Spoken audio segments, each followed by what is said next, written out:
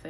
אני חיפשתי קונטור סטיק אפור, סבבה? לא מהכתומים וזה, רציתי ממש אפור לחיטובים ולא לחימומים.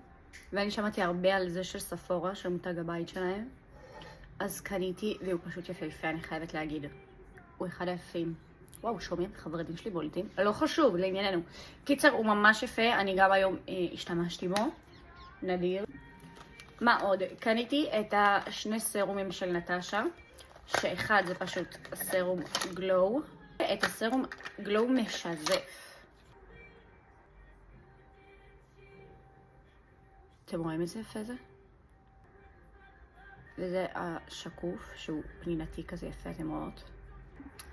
זה קיבלתי, אין מושג, never heard about this brand.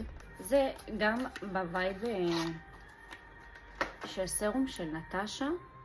אתם רואים כאילו פנינתי כזה, סרום? צריכים לראות? כן. תקשיבו, זה חדש ישן.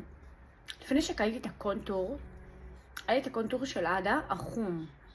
אני אראה לכם שתבינו את ההבדל רגע. היה לי אותו ב-A2, שהוא כתומי, אתם מבינות? ולא רציתי כתומי.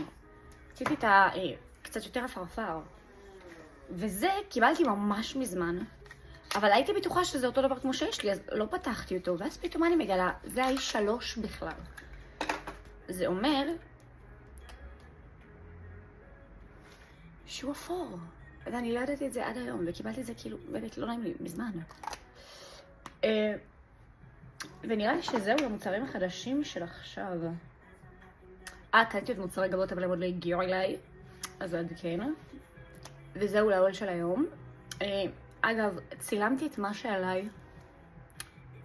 סוג של מדריך איפור אילם, כאילו היה לי כוח לדבר על הבוקר. If you want to see this, tell me, נהיה ארוך, אני אעלה. תודה שהייתן איתנו.